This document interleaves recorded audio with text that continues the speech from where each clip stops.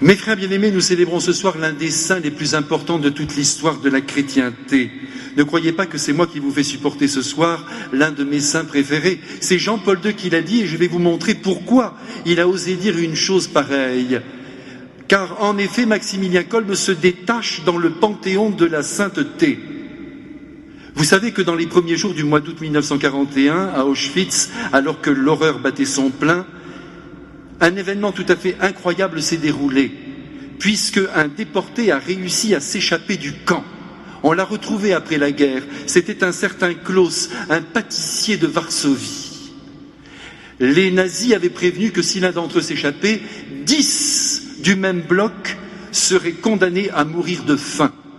Et c'est ainsi qu'au tout début du mois d'août, sur le grand terre-plein d'Auschwitz, et vous avez sans doute devant les yeux ce lieu infâme, tous les habitants de ce bloc, déjà décharnés avec leur habit de déportés, ont été placés en plein soleil.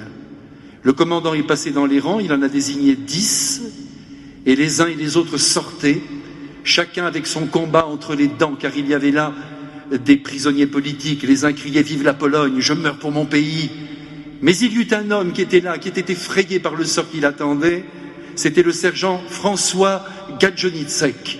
Il était marié, il avait des enfants, et il s'était crié « Ma pauvre femme, mes enfants, que vont-ils devenir ?» Et c'est à ce moment-là que le père Kolbe, qui faisait partie de ce bloc, mais qui n'avait pas été désigné, est sorti des rangs et s'est pointé devant le commandant du camp. « Qu'est-ce qui me veut, ce cochon de Polonais ?» a-t-il dit. Le père Kolbe a répliqué « Je suis prêtre catholique, je veux mourir à la place de cet homme. » Le commandant aurait très bien pu ajouter « Eh bien, tu feras le 11e. » Mais non, il a permis que le père Kolbe remplace ce jeune père de famille. Et c'est ainsi, mes frères, que le père Kolbe, et ce que je vous dis là, c'est Jean-Paul II qui l'a affirmé, a posé un geste analogue à celui du Christ. Le Christ est mort par amour, d'accord. Maximilien Kolbe est mort par amour, mais le Christ, en son humanité, a pris la place de toute l'humanité déficiente. Et le père Kolbe a pris la place d'un homme et est mort à sa place. C'est en ce sens qu'il ressemble étrangement au Christ. Il a vraiment vécu ce que Jésus nous demande de vivre nous tous les jours. Il n'y a pas de plus grand amour que de donner sa vie pour ses amis. Le père Kolbe ne connaissait pas le sergent Gadjonitsek, mais il était son ami de cœur, tout simplement parce qu'il aimait tous les hommes avec l'amour du Christ.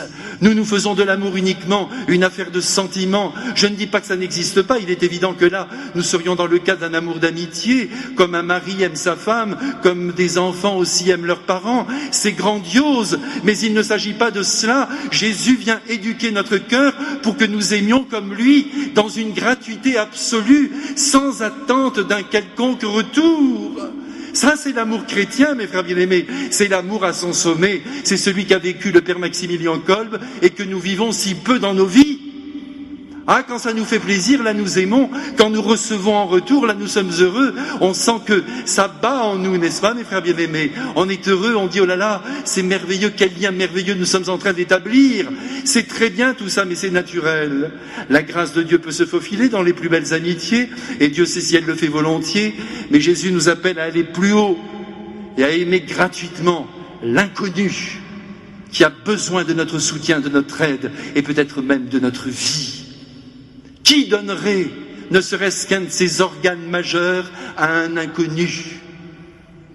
Eh bien, je suis sûr qu'ici, nous aurions tout faux, tous ensemble, prêtres compris, parce que nous sommes des égoïstes, parce que nous ne sommes pas encore rentrés dans cette dynamique fondamentale de l'amour que Jésus est venu nous enseigner du haut de la croix, car il est mort pour des êtres qui ne le méritaient pas. Et je veux parler de nous. Qu'il y ait de belles amitiés dans notre vie, mais il le faut, et c'est grand. Et j'espère que personne ne mourra sur cette terre avant d'avoir vécu cet échange merveilleux avec deux yeux qui vous aiment. Mais le Christ est venu pour plus grand encore. Il nous demande d'éprouver un amour profond pour celui qui est devant nous et que nous ne connaissons pas. Il veut que nous travaillions à son propre bonheur. C'est ce que le père Kolbe est venu nous enseigner en mourant comme un chien dans le lieu le plus terrible du XXe siècle. Il est notre exemple, nous devons l'admirer par-dessus tout, comme nous admirons le Christ. Et il faut absolument que nous aussi nous entrions dans cette dynamique. Et vous savez pourquoi Maximilien était capable d'aimer dans cette couleur de folie? Eh bien, je vais vous le dire pourquoi. Parce qu'il vivait une intimité d'amour avec la Sainte Vierge. Et qu'il a passé sa vie, vous le savez, à la regarder, à la contempler, à la prier, à déceler son mystère personnel. Il disait toujours, si tu veux savoir quelque chose sur l'Immaculée, ne va pas lire des livres. Mets-toi à genoux et demande-lui, qui es-tu, Immaculée? Et elle te le dira.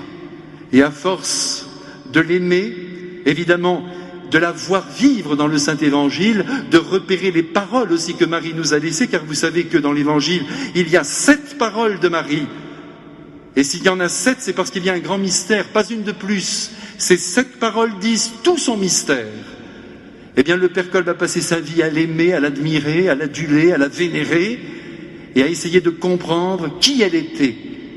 Et soudainement, il a compris qu'il y avait un lien tout à fait unique, et c'est là qu'il apporte quelque chose de grand à toute l'Église. Il a compris qu'il y avait un lien tout à fait unique entre Marie et le Saint-Esprit.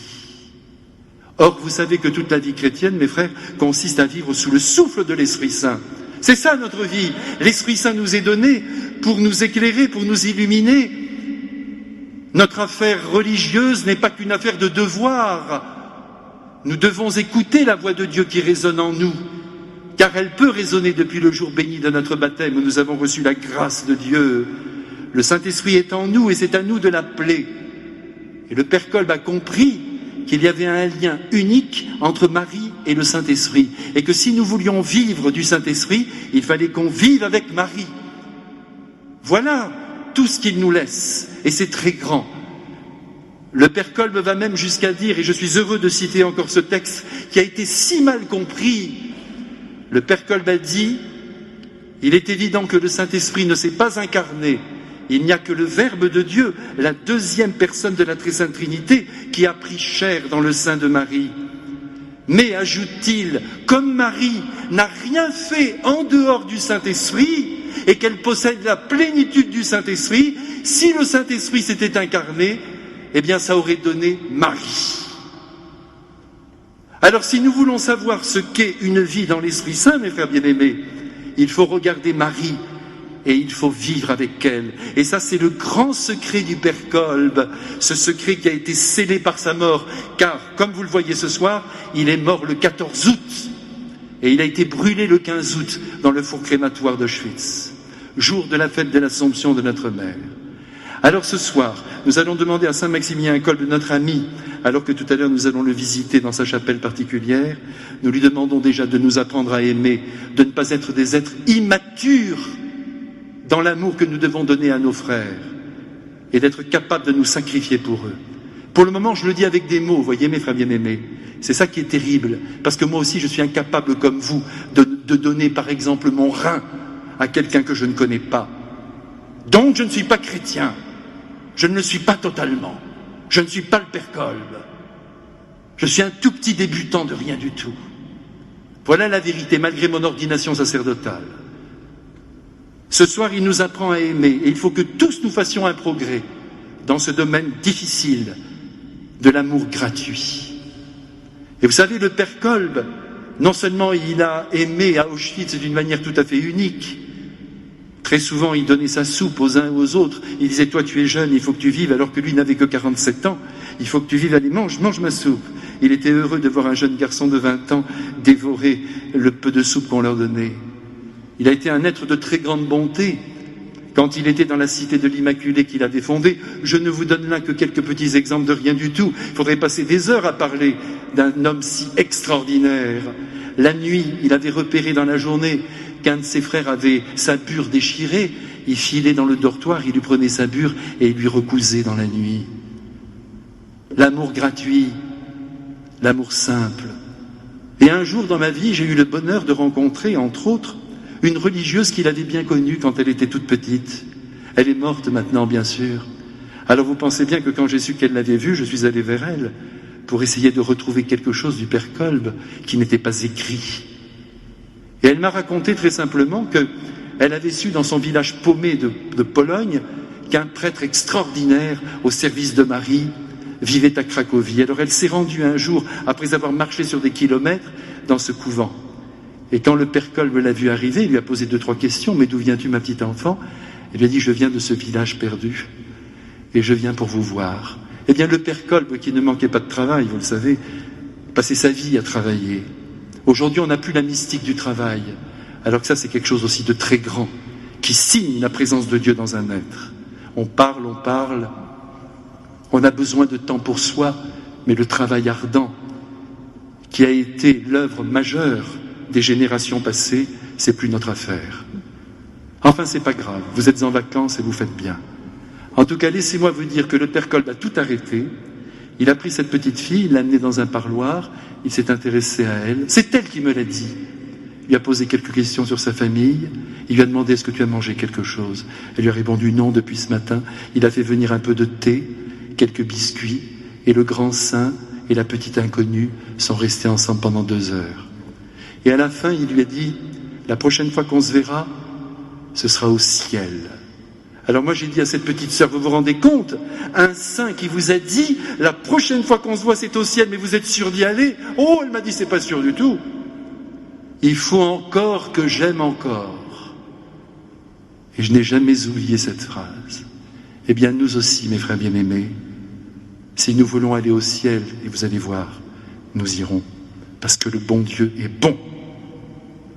Il faut encore que nous aimions encore.